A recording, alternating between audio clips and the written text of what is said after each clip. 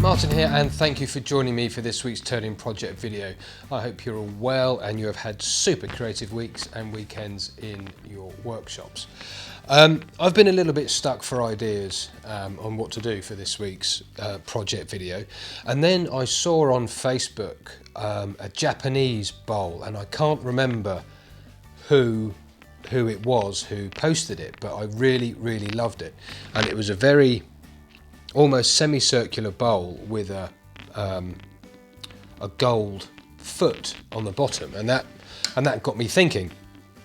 And I don't want to copy it, so this piece of Sapele is going to be inspired by that piece, and I can't remember who posted it, so if you're watching, I am sorry. But what I'm going to do with this one is create, hopefully, almost a bowl without any kind of foot on it at all. So it literally just kind of disappears. The curve just disappears into the bottom. Ebonize the outside and rub in some gold gilt, and then on the inside just do a normal kind of scoop out, as it were, and then do the gold gilt on the inside of that. So I need to start by getting it round, of course. So I'm going to use the Sorby 1/2 inch bowl gouge. Speed the lathe up a bit. And get it round. It's not particularly round at the moment, as you can see.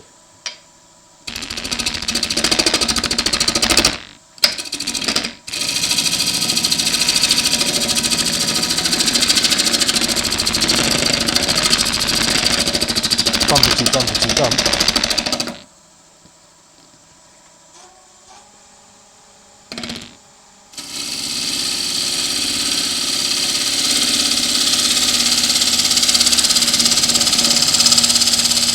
There we go. That's got it. That'll do.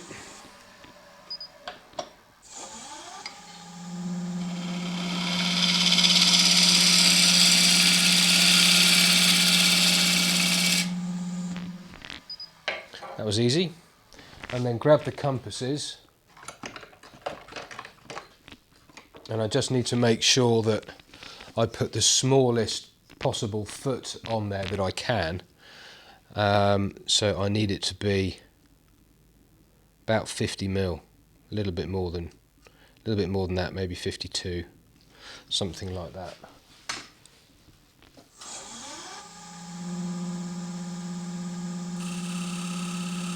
There are, so there's the tenon mark, and the tiniest of feet to go on the bottom of it.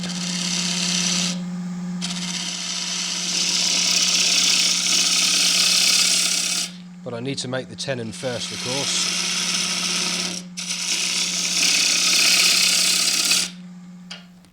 Use a little skew to get the tenon.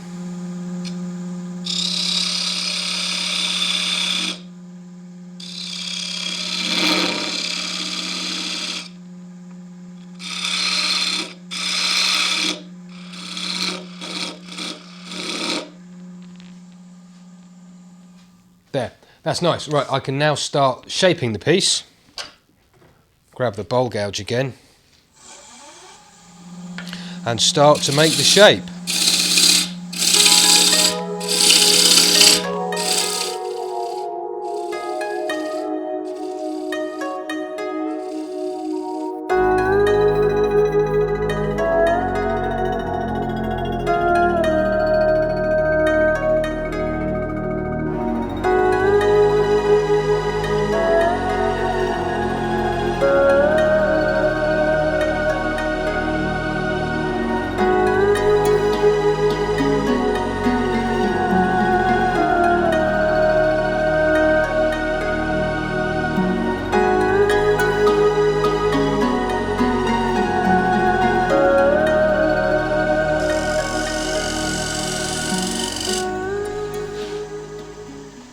Okay, I'm quite happy with that. So I'm going to finish the outside now down to 400, and then we will start playing with some ebonising solution. There's the piece sanded down on the outside to 400, and now I need to turn it black. But before I do that, what I want to do is clean out the grain. And I find with Sapele, not that I turn very much Sapele, but the grain collects a lot of the dust, and it just fills up with dust. And this lovely chatoyance that you get with Sapele is better when the dust is cleaned out of the grain. And also, by cleaning out the grain, it gives the gold gilt something to sit in when we add the gold gilt. So I'm just spraying the outside of the piece. Just spraying the outside of the piece with denatured alcohol, and I'm going to clean the piece off. So you look at all that gunk that's coming out of the grain. Next, now you can use an ebonising lacquer, such as this one from Chestnut Products, but I find it's a bit of a cheat. It's brilliant and it works really well,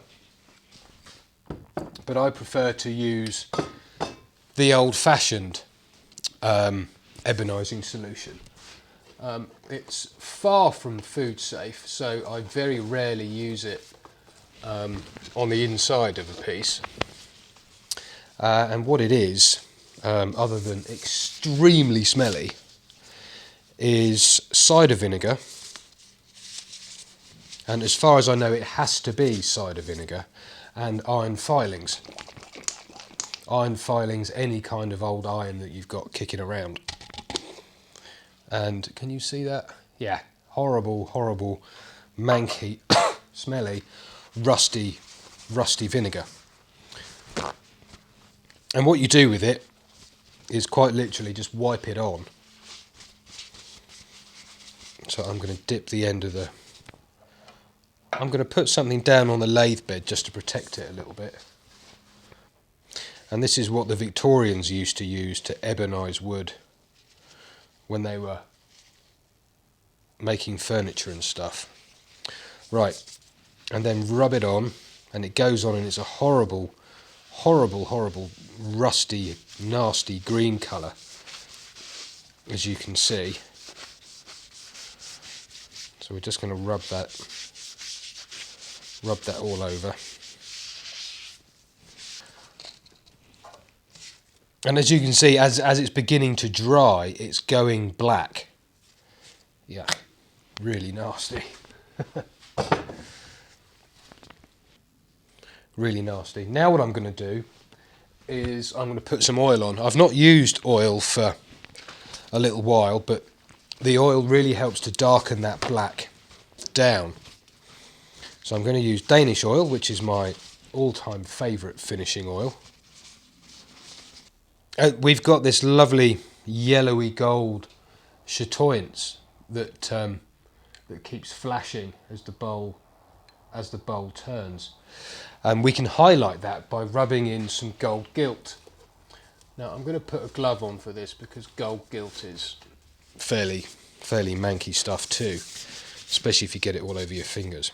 So I'm going to use Liberon gilt cream, and this stuff is the Compiègne gilt cream. It's the bright gold one, so that's quite bright, as you can see.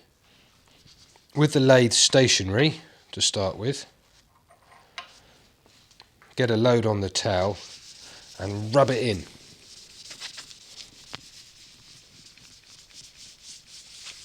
Rub it in to start, and then when you've got it a little bit rubbed in, you can start the lathe and then just use the towel to spread it round. Stand out the way, because if there's any lumps of it, it can come around and hit you in the face, or wear some safety glasses, which is probably not a bad idea. And you just got to keep going with it until you kind of take that that goldy sheen off it. And if you can take that goldy sheen off the piece, then you're in good order for having just the gold running inside the grain like it is there. There we go. That'll suffice. Yeah, I'm quite happy with that. Now I can take it off the worm screw and turn it round in the chuck and do the inside of the bowl. With the bowl reversed in the chuck, what I can do now is start to hollow it out. And I'm going to see if I can get a fairly thin wall. I don't normally turn thin. There's somebody on the phone.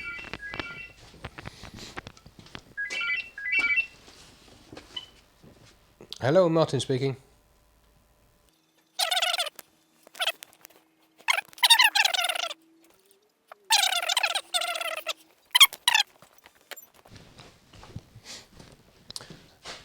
As I was saying, I don't often turn thin walls, and I don't often... There it is. Yeah, I don't often turn thin walls, but let's see if we can get a fairly thin wall out of this. So...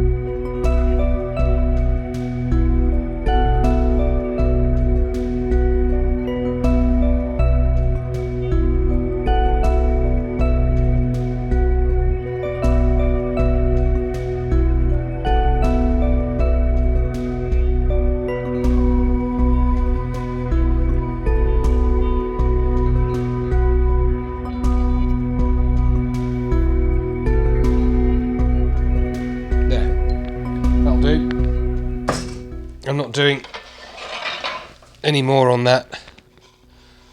So I just need to finish that down to 400 grit, and then we can look at doing the inside. Now I've got the piece sanded down on the inside to 400. What I thought I would do was try, not that I've ever tried waxing over the top of gilt before, but I thought I would try putting the Hampshire Sheen microcrystalline wax over the top of the gilt on the outside of the bowl, and it's worked quite well. I'm rather pleased with how that has come out. So before I finish completely, I'll put another coat of that on the outside to see how it looks.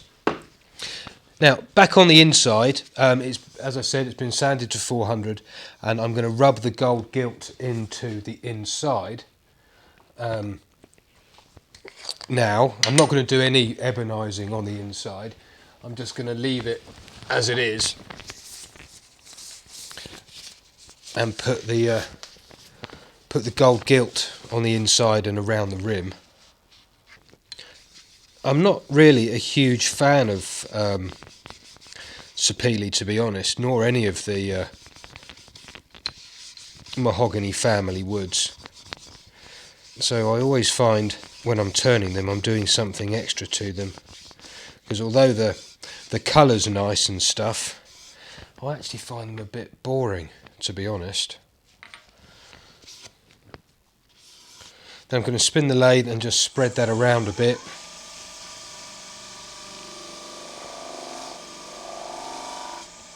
Take the glove off.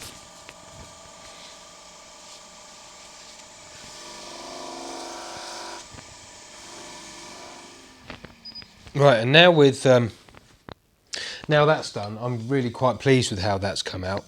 It's got It's got a nice shine to it on the inside. The outside of the bowl wasn't overly shiny, probably because of the ebonising solution, but the microcrystalline wax seems to have done a good trick on there. So I'm going to put some more of the microcrystalline wax on the outside of the piece, and I'm going to rub it on with the lathe stationery.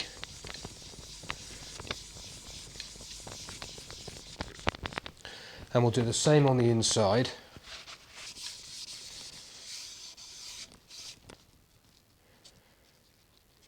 I need to leave that to dry for a few seconds or a little while and give that a bit of a buffing. That's come up nicely, and then the inside as well.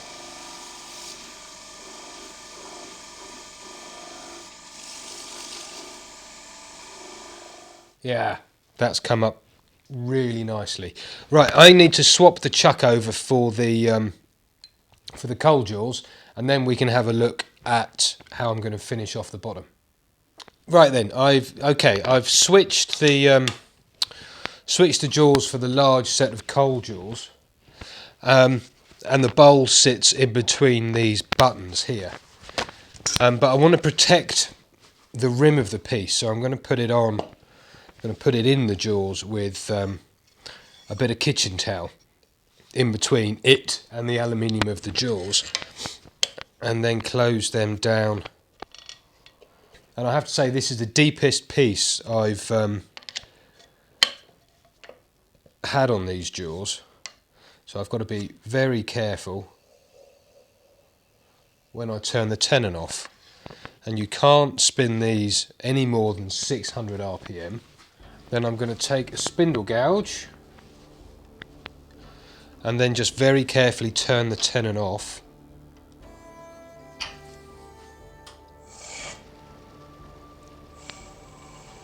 Right, that's now spinning at 480. And I'm just going to very carefully take the tenon off by pushing the piece into the jaws.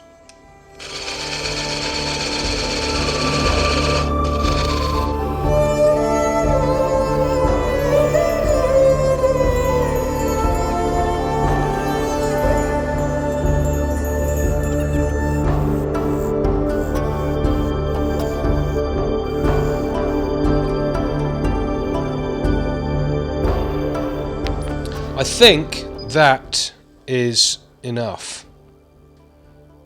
It's a very, very, very tiny little foot. It's only about 1 inch across. So I'll sand that back and blend it in as much as I can, ebonize it and rub in the gilt, and then put on the microcrystalline wax, and then I'll show you the finished item.